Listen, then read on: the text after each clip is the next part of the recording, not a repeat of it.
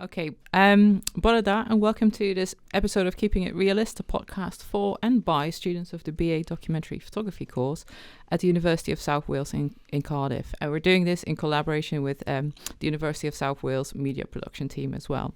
So my name is Karen, and I'm one of the lecturers on the programme, and I'm today's host for the episode, and I will be co-hosting this episode today with some of the amazing students on our degree programme. And I've got with me here in the room today Ali, Aaron, Saif, Joseph and Ellen. So thank you guys for helping me out with this podcast. It's brilliant. But most importantly, I'm very delighted to welcome as our guest on the podcast today, the wonderful Jack Moyse. So we're very happy to have you here. I'm just going to give a brief introduction to Jack. So Jack is an artist, a photographer, graphic designer and maker from Swansea in Wales. And his project, What's It Like Being Me, is an introspective series following the life of a young adult coming to grips with the disability with which he was diagnosed at the age of 17. His personal reflections form the basis of a narrative that encompasses some of the many issues people living with disabilities encounter, including romance, parenthood and prejudice. Based primarily in photography, the project's mixed media outcomes aim to create an immersive environment that provides insight for able-bodied allies or for those wanting to learn more about the lived disabled experience. Jack, thank you so much for joining us today. It's really wonderful to have you. Before we start, just a quick recap of how we're going to work. So I'll be asking the first question. Yay! But after that, I'll pass the baton to my co-host who will ask the follow-up questions about your work. So yeah, let's get started. So Jack, can you tell us a little bit on how how did you get into photography? Absolutely. Borada, as they say. Beautiful pronunciation, by the way. Always love it when people make an effort with Welsh. It's lovely. I got into photography roughly 10 years ago now. I was bought a camera after having an operation on my back by my dad, and yeah, I think he was thinking it would be a good way to sort of rehabilitate myself into sort of the communities that I'd become quite distant from. And yeah, I became a little bit obsessed with it, started shooting surf photography mostly, and I was a surf photographer for the following 4 or 5 years. And then went to university and studied design. Didn't spend much time doing the undergrad course, spent a lot of time down beaches instead, taking photos of swells and surfers and shapers. And then, enrolled on a master's degree course at the Plymouth College of Art as soon as I'd finished my undergraduate course. And I've just been doing photography ever since. I've been working as a freelance photographer for the past 2.5 years and working on my personal projects for the duration of that time. Just a quick follow-up question. What made you enroll into the master's course on photography? I think I just really wanted to experience what being on a photography course was like. I think at that point I'd probably been taking photos for about 5-6 years maybe, and I think I just wanted someone to tell me what was good and what wasn't good, and to be getting into sort of the more artistic practice. I think I'd had my eye on that for quite a while as well, and not got bored of surf photography because I never get bored of staring at the ocean, but it gets a bit repetitive after a while. I think I just reached a stage where I wanted to sort of try and push myself a little bit further and try some new things. And for me, a master's seemed like a great way for one, staying in education, which I really like that sort of environment, and two, pushing myself to sort of try and, outside my comfort zone a little bit. And did it deliver? Oh, massively. Okay. Massively. Yeah, an intensive year, but I really enjoyed it. It's great. Great, thank you. Hi, Jack. You have a couple of bodies of work under your belt, including Reinterpret and Arno. Can you take us through these early bodies of work? And how did you go about creating these series, and what was your aim with them? Yeah, definitely. So Arno is, in fact, probably the longest body of work I've been working on. It is relating to a surfboard shaping surfboard shaper and a surfboard shaping family in particular that are based in Gower. I share the same location as them, so we work in a farm down in Reynolston in Gower, Swansea, and I'm really fortunate to be able to sort of inhabit that space with them. So I'm able to sort of follow their progress, follow the process. And initially it started out as just surf photography again, but kind of has molded into this sort of documentary process of me just following every aspect of their lives. And it's amazing being able to sort of sit there and watch pure craftsmanship, and watch them as they develop the business into becoming something that's more sustainable, longer lasting. They're true geniuses, and it's amazing seeing that collaborative element within a family, and really beautiful to watch. Reinterpret was my master's project, and focused on the negative aspects that I was seeing in tabloid media, particularly concerning the sort of quote-unquote migrant crisis, as the Sun so generously title it. And it was focusing on the way that tabloid newspapers were using sort of headlines that were sensationalist or were incongruent to sort of develop a narrative that was framing migrants and refugees and asylum seekers as people that weren't welcome in England. And that's actually quite poignant at the minute as well, because like obviously with what's happened in Liverpool and the sort of far right movement in Liverpool, and it's something that I think I'm probably going to have to revisit, because you never really finish a project in photography. It keeps going on and on, and it's something that is becoming far more apparent, and especially in the past couple of weeks.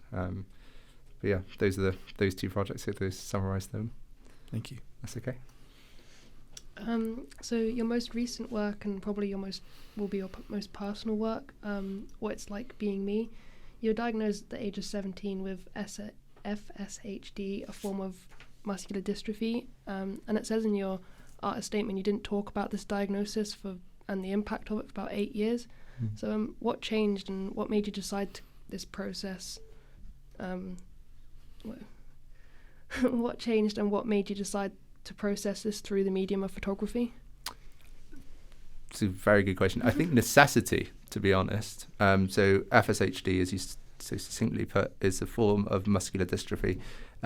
It affects muscles in my face, my arms, my back, my legs, and it's a degenerative disease. That's a horrible word to say, degenerative. That means that it's always getting worse. There's no known cure. There's a lot of research going into it. And I think when I was diagnosed, there was just a lot of information to take on board. I mean, 17 is quite a young age to be hit with something that's quite traumatic like that. I wasn't necessarily prepared to sort of deal with the consequences of the diagnosis at that stage. And I always compare my sort of reaction to being quite ostrich-like, in the terms of I buried my head in the sand and hoped the problems would go away. But sadly, disabilities don't disappear. Lovely alliteration. So for 7 years I didn't talk about it. I bluntly refused to have conversations about the diagnosis or about the disability that I was living with. And it was only when my sort of mental health reached rock bottom, I suppose, that I began to sort of think that I should probably find a way to address some of the questions that I had, some of the issues that were affecting me, some of the feelings that I had. And a friend, actually, I'm going to name drop her because she'll be chuffed if I name drop her, Tilda Fraser. Tilda recommended that I should use photography to sort of try and process some of these feelings and try and process some of the things that I was thinking about and the questions that I had relating to my disability. For me, it was a great way to be able to sort of start looking at these elements without necessarily having to talk to people about it, because that for me was really scary at the time. Was being able to talk, like having to talk to people about it was really overwhelming. I was really grateful for being able to process it in a way that was personal, and that meant that I could do it at my own time and at my own pace.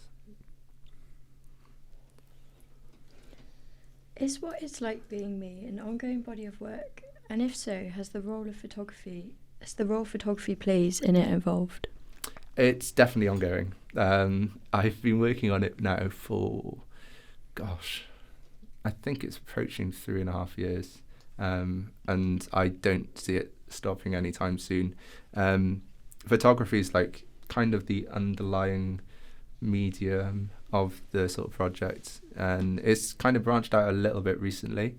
I've started to sort of consider performance pieces and started to consider how those might be included into the sort of project. In particular, I went to France last summer and did a residency, and that was great for being able to sort of explore these different elements.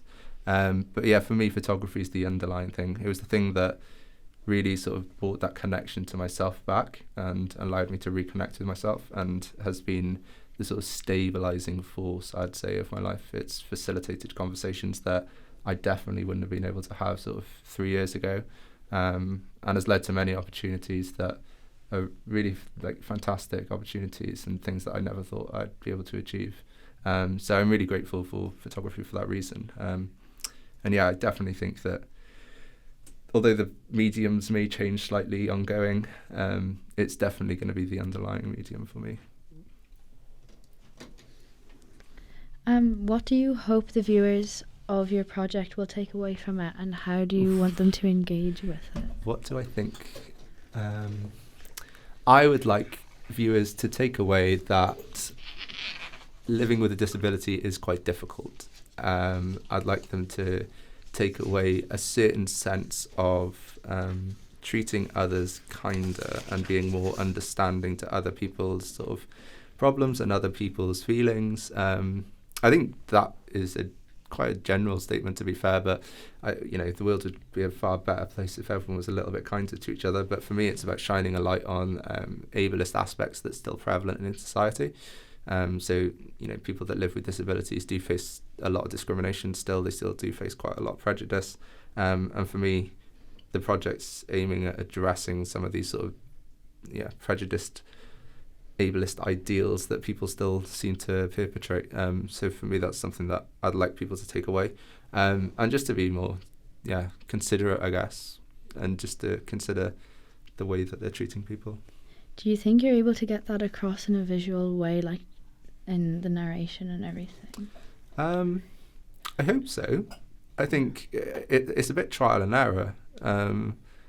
I think there's definitely elements that I could improve on in the body of work, and there's definitely elements that don't discuss the things that I necessarily think I should be discussing, and things that people don't get as the viewer. But for me, it's all about trial and error, and I think that's the beauty of having an ongoing project, and a project that's kind of live while being ongoing, is that you can get this sort of instantaneous feedback, especially with sort of social media and stuff like that, which I'm not great at, but I'm trying to sort of endeavour to get better at sharing sort of work and stuff, and getting that feedback, and looking for opportunities where I can test these sort of bodies of work in sort of wider society.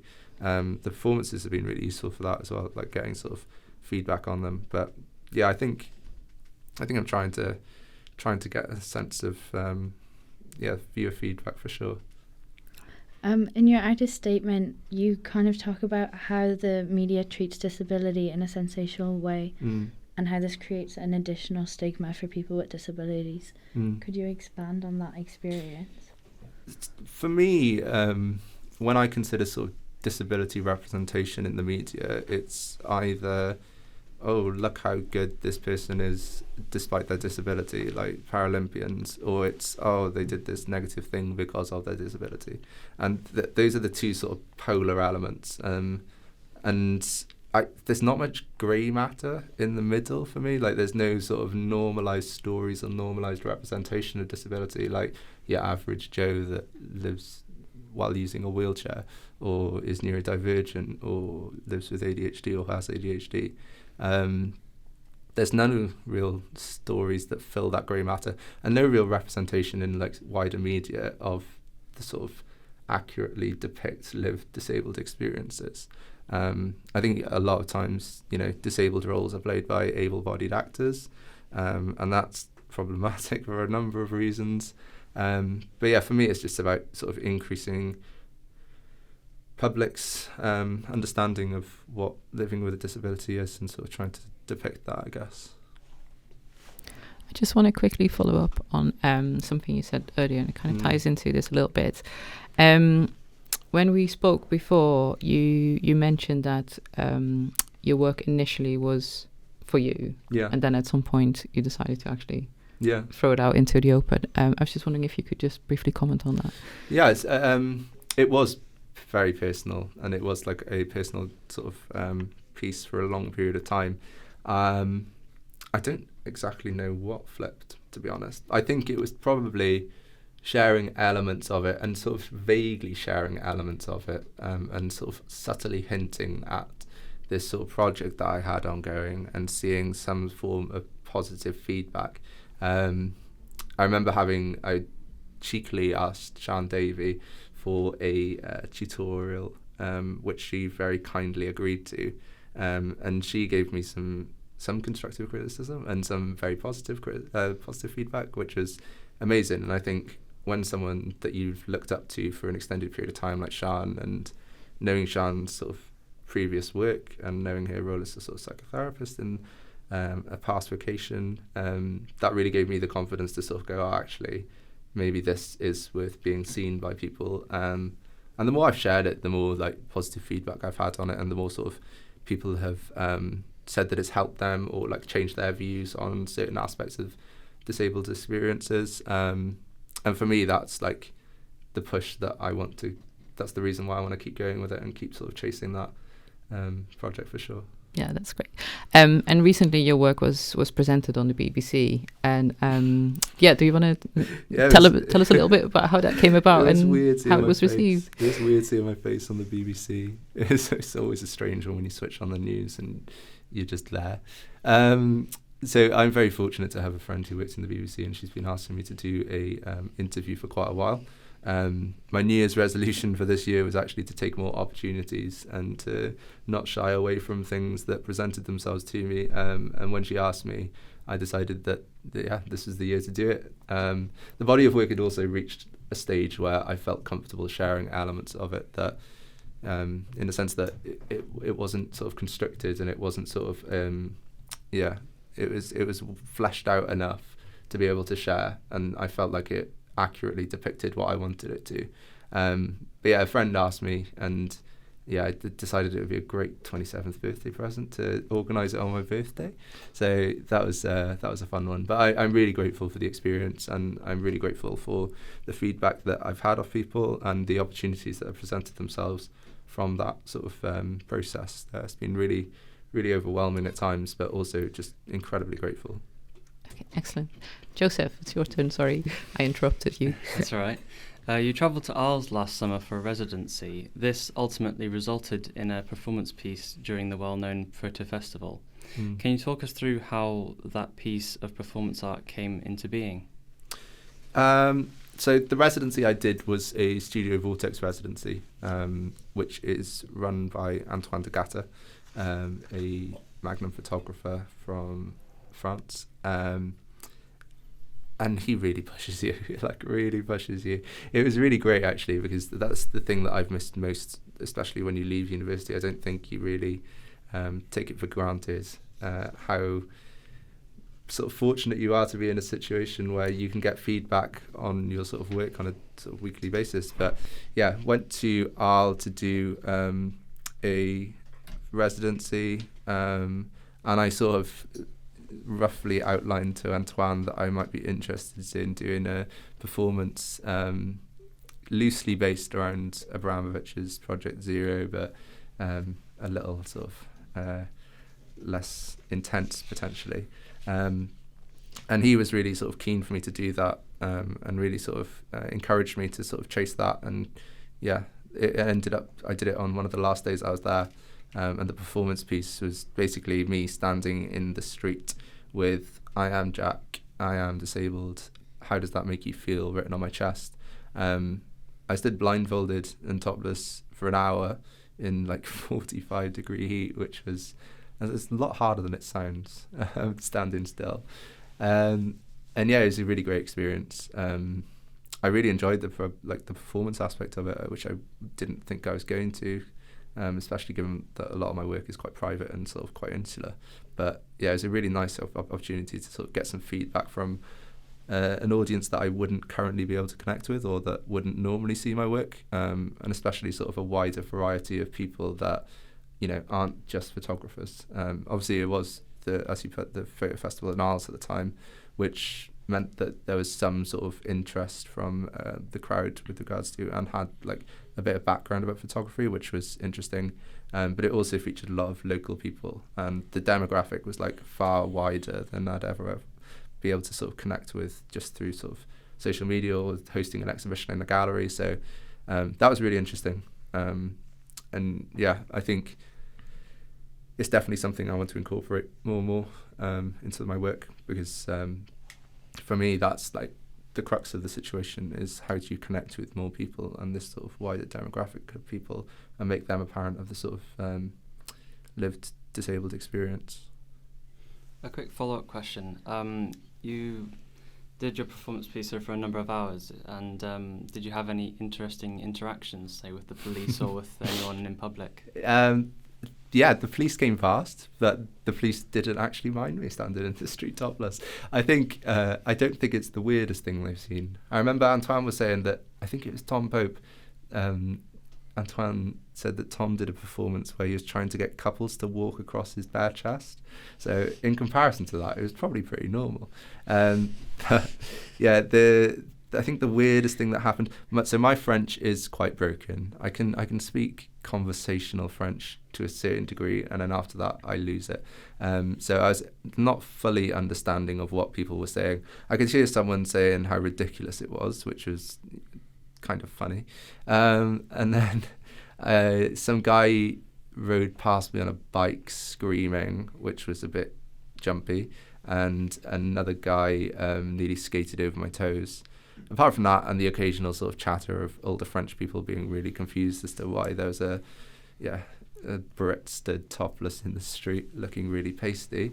It wasn't too shocking. The comments themselves, though, like, so while I was doing it, I was asking people to contribute comments and hoping to sort of capture a wide range. And the comments themselves were slightly more to what I was expecting. You know, some people being really hyper positive and sort of singing of strength, which to me is always a bit of a weird compliment. I'm not entirely sure how to respond when people say that, oh, you're really strong, or you're really brave. This feels like a bit of a compliment to give when you don't know what else to say. And I understand it's a difficult topic. And then some were more sort of truthful, in my opinion, and were sort of a bit sort of disregarding the sort of disability, and a little bit more heinous, shall we say. But I was welcoming all sort of comments, and I think I'd have been really disappointed if I'd have not done the performance and opened my eyes and just had like this sort of array of positive comments. I think I was kind of hoping for and expecting some negative feedback, and thankfully France delivered. Your diagnosis has led to this very personal project through which you're trying to come to terms with your condition. Given that this is a podcast for aspiring photography professionals, how does your condition affect your professional career, and what advice would you give to young aspiring photographers who may have a disability of their own? It's a very good question. I think I'll handle it in two parts. So my practice is forced to be slow. And that's not necessarily a bad thing. I always thought it was a bad thing, and then I started slowing down even more, and I thought, actually, this isn't too bad, because it makes me pay attention to what's around me. It makes me sort of realise what is happening, and that's something that I've become better at, is this sort of process of slowing down, this process of sort of taking in more what's around me, and just being more in touch with my surroundings. What was the second part? Can you repeat the second part for me? What would I do? What would I encourage people to any do? advice that you'd give to anyone? Persevere, I think. I was talking to Tudor about this earlier, and to David, and persevering is really important, almost belligerently. Like, just go for it. If you really believe in a project and you believe that there's a project there, just go for it. Like, it's going to take you a while to get it to a stage where it's sort of visible, and it's like it's fleshed out enough for people to sort of see it. But I just recommend people go for it, to be honest. Like, head down, just concentrate, and give it your all, because there's nothing worse than leaving a project that you thought you were really passionate about in the dust, and wishing that you'd persevered with it. But belligerently persevere as much as possible. Thank you. I have a question, just linking back to something you said earlier. Absolutely. So earlier you were on about how in the past, like in the first 7 or 8 years, you really struggled to kind of come outside and kind of show your face to the world. Do you ever feel like you slip back into those like dark moments, and how do you bring yourself out of them? Definitely. I think it would be silly of me to say that I don't. I definitely have moments where I slip back into sort of anxious thoughts or to depressed states, and that is part of being human. I think is that recognizing that we all have these periods. For me, the periods where I'm living with anxiety or depression are becoming fewer and further in between, which is really positive. I'm also better sort of tooled to be able to deal with those moments and to understand what I need to do to be able to get myself out of that situation, be it photography or meditation. I think I've got the tools now, thankfully, to be able to sort of understand what's going on and to be able to sort of drag myself out of those holes.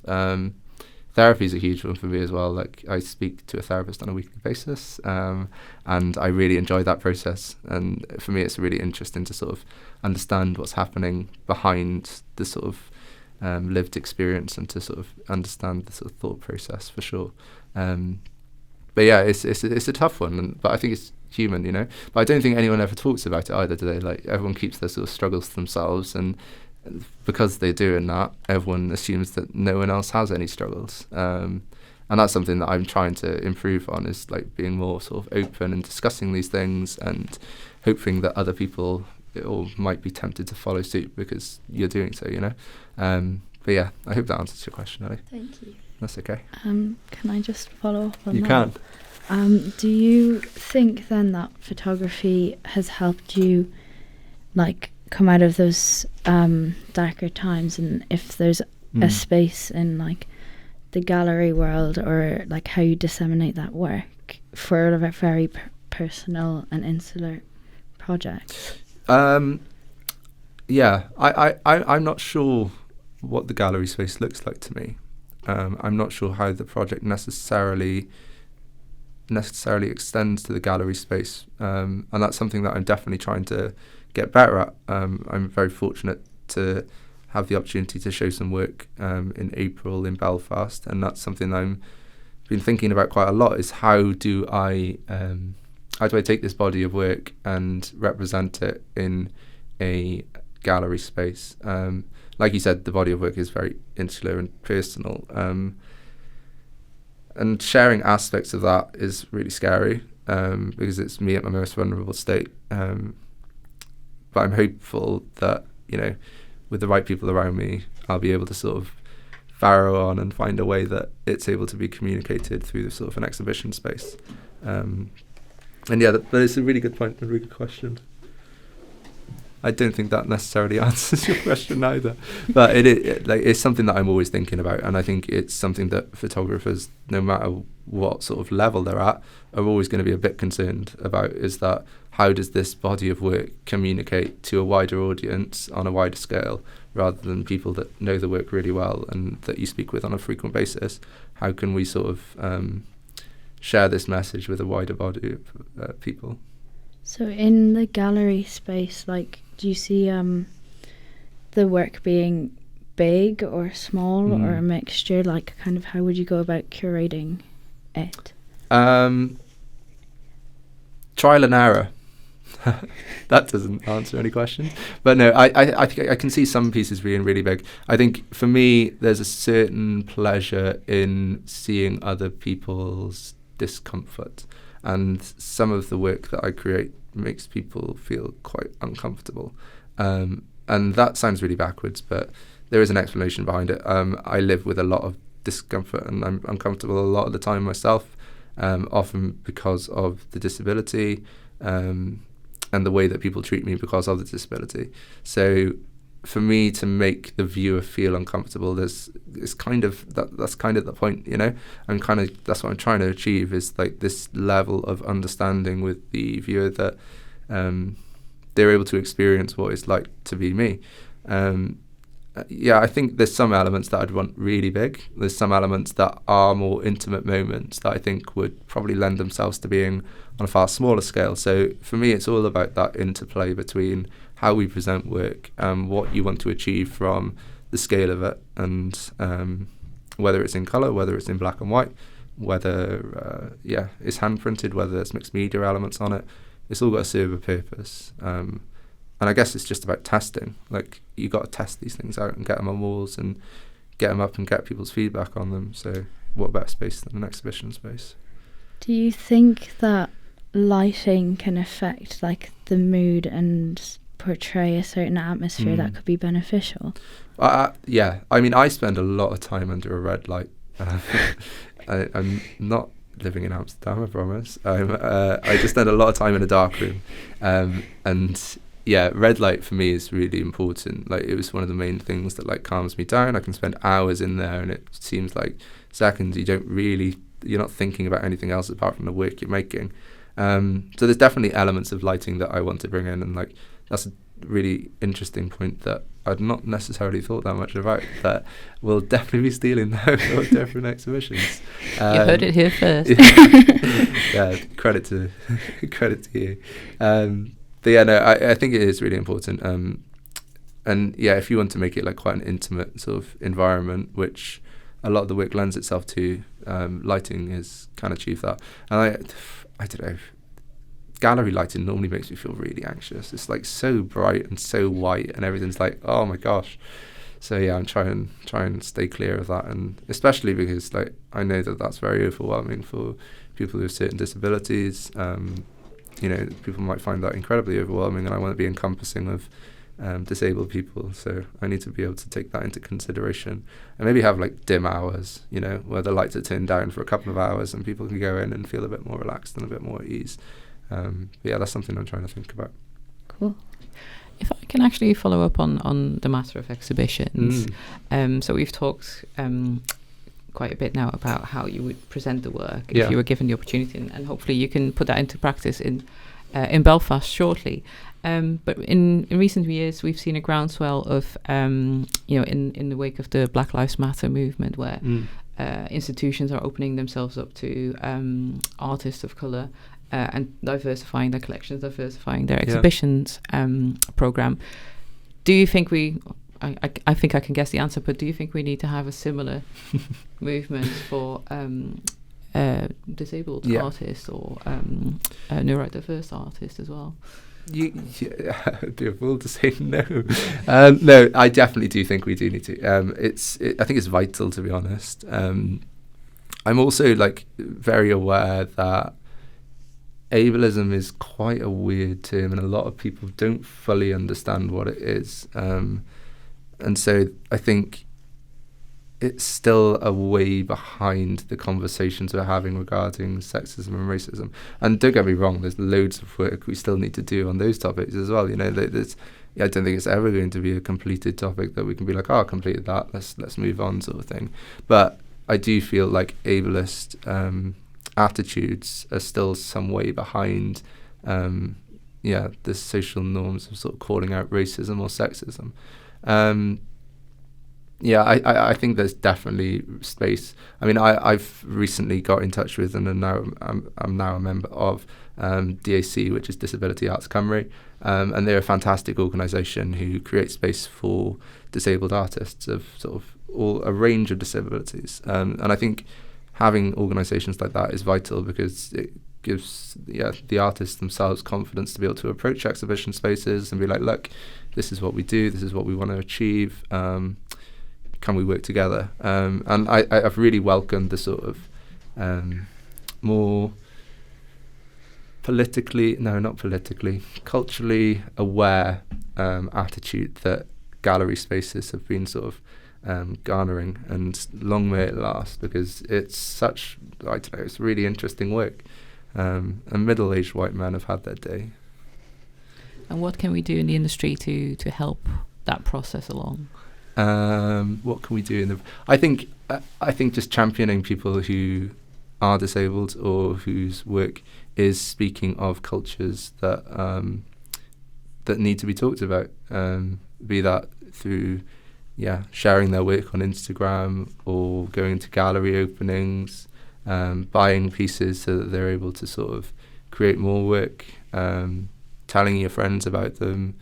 I think that's just on a personal level.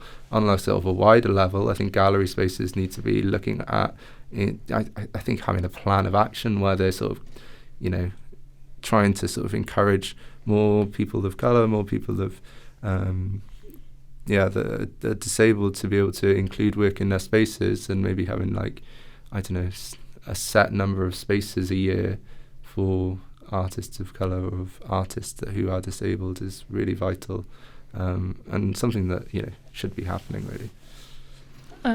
Are you ever worried that you sort of would get put in a box of being a disabled artist, and then you'd have your little moment, and then it'd be like 2 steps forward because you've had your work shown, but then 1 step back because it's 1 week out of the year? Massively, yeah, 100%. I think I'm constantly worrying about that.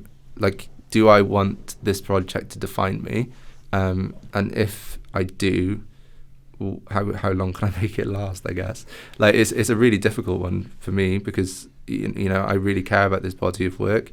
And often I feel like it's being shown because it is disability related, and it kind of ticks a box for the organisation that's showing it, being like, oh, well, we did well because we showed this guy's work and he was disabled, and that means we're good people.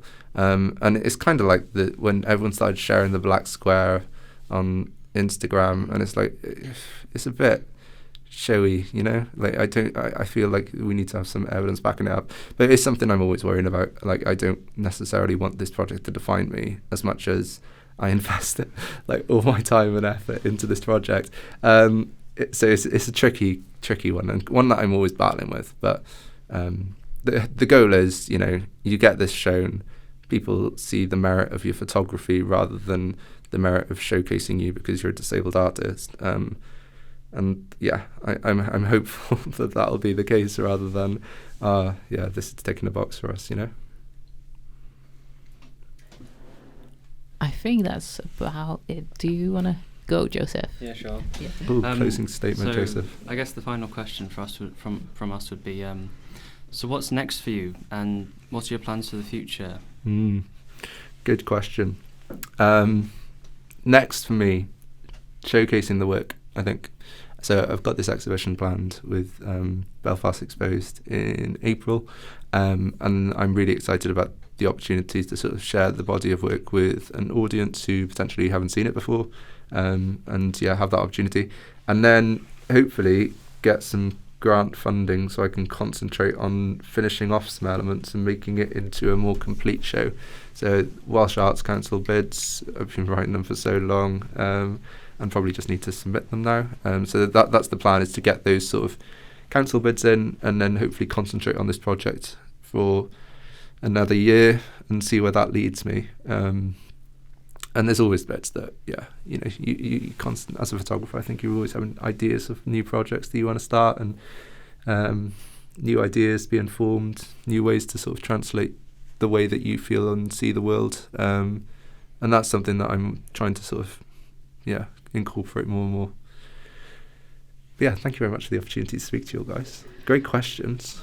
Excellent. Thank you so much for joining us today on our podcast. It was a wonderful and inspirational interview, and we've learned a lot from you today. And I think I speak for everyone when I say this. Just before we wrap up, where can we find you? Where can the listeners view your work? So right, my Instagram name is not a brothel, and this kind of refers back to the Amsterdam thing earlier, but it's because I work under red light. There's no sort of dodgy things going on over us. So Instagram's not a brothel, and then my website bio, my website's in my bio, or you can find me. I think the BBC article is easily Googleable if you just search for Jack Moyse, to be fair. But yeah. Excellent. So that concludes it for today for the Keeping It Realist podcast.